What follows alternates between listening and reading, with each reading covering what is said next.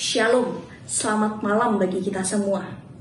Sebelum kita masuk di dalam perenungan dan pembacaan Alkitab, mari kita bersatu di dalam doa. Bapa yang Maha Kuasa, kami bersyukur karena dengan penyertaan dari Tuhan, kami boleh menyelesaikan setiap tugas dan tanggung jawab kami pada malam hari ini. Dan pada malam hari ini Bapa, kami akan membaca dan merenungkan firman Tuhan. Curahkan Roh Kudus-Mu ke dalam hati dan pikiran kami, agar firman Tuhan yang boleh kami baca dan kami renungkan bersama mampu kami lakukan di dalam kehidupan kami sehari-hari.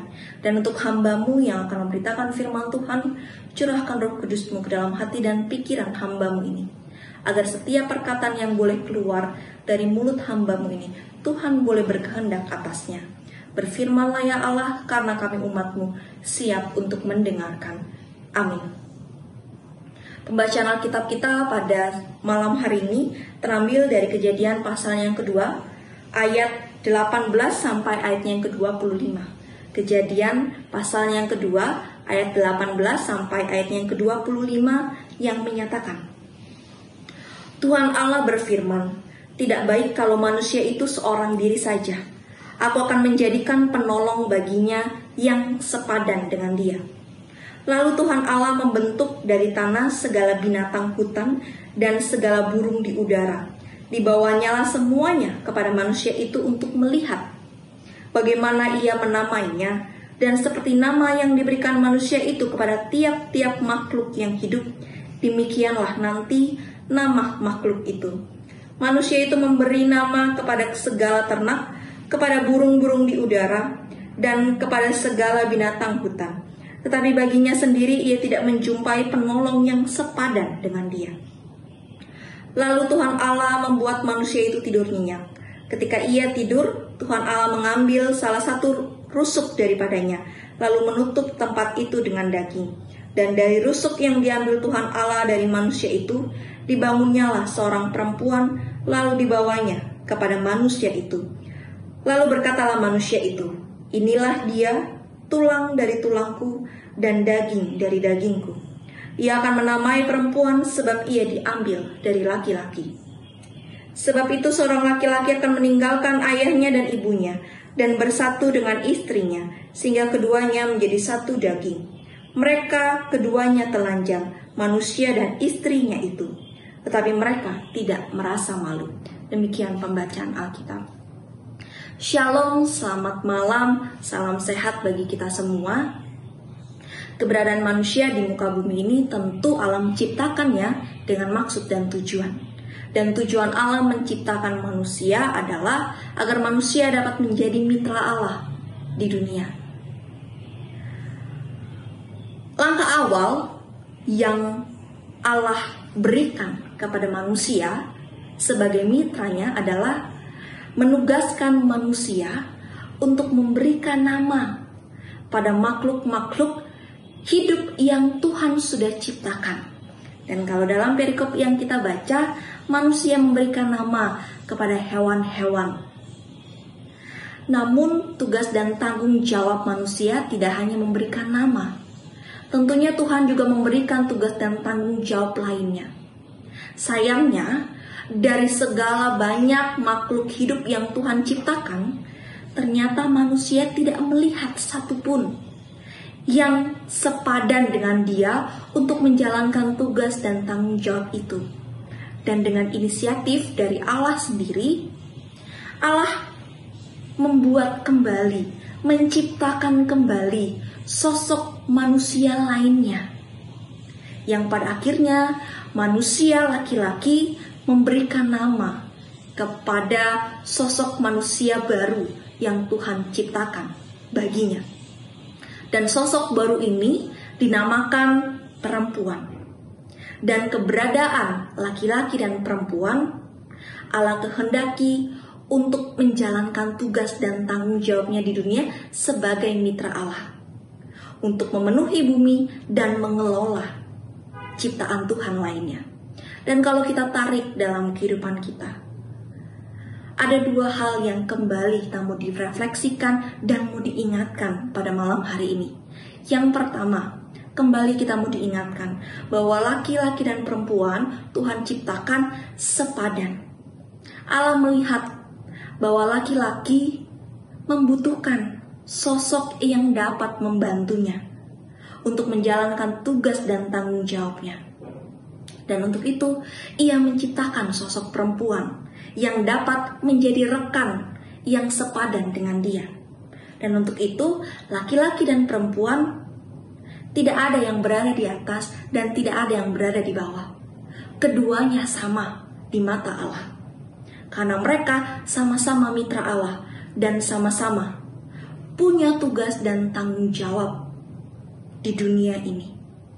Sayangnya, seringkali kita lihat, apalagi dengan tradisi patriarkal, kita sering melihat laki-laki selalu berada di atas.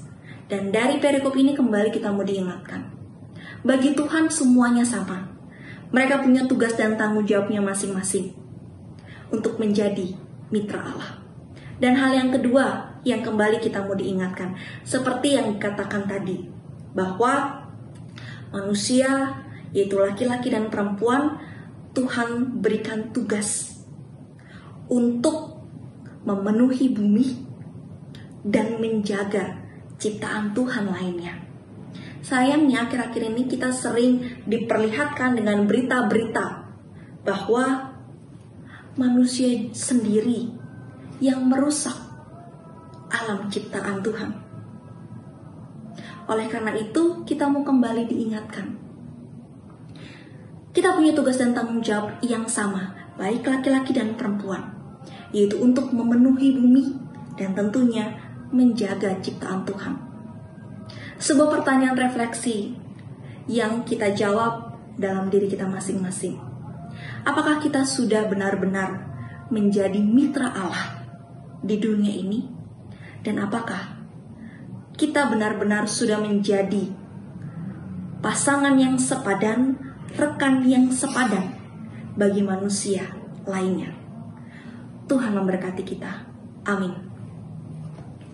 Kita akan menutup perenungan malam hari ini di dalam doa. Kita berdoa. Bapa di dalam surga, kami bersyukur karena dengan penyertaan dari Tuhan kami boleh menyelesaikan setiap tugas dan tanggung jawab kami pada hari ini. Kami bersyukur Tuhan, malam hari ini kami kembali mau diingatkan bahwa keberadaan kami di dunia ini tentu punya tugas dan tanggung jawab. Dan tugas dan tanggung jawab kami adalah menjadi mitra Allah dan menjadi rekan yang sepadan bagi manusia lainnya. Untuk itu Tuhan, mampukan kami agar kami benar-benar dapat menjadi mitra Allah yang sesungguhnya dan kami dapat menjadi rekan yang sepadan, pasangan yang sepadan bagi manusia lainnya. Bapa di dalam surga, malam hari ini kami datang ke hadirat-Mu dimanapun kami berada. Kami menyatukan hati kami Bapa untuk mendoakan keberadaan bangsa dan Indonesia. Ketika saat ini kami mengalami pandemi COVID-19. Bapa, kiranya Engkau memberikan hikmat dan kebijaksanaan bagi para pemimpin kami, agar mereka dapat menjalankan setiap tugas dan tanggung jawab mereka dengan baik. Biarlah setiap keputusan yang pada akhirnya mereka ambil, Tuhan juga boleh berkehendak atasnya. Kami juga berdoa untuk para medis, dokter, suster, polisi, aparat negara lainnya yang dengan siap sedia mereka boleh memberikan diri untuk menyembuhkan, untuk menjaga masyarakat Indonesia agar tidak tertular virus COVID-19 ini. Tuhan berikan kekuatan dan kesehatan bagi mereka.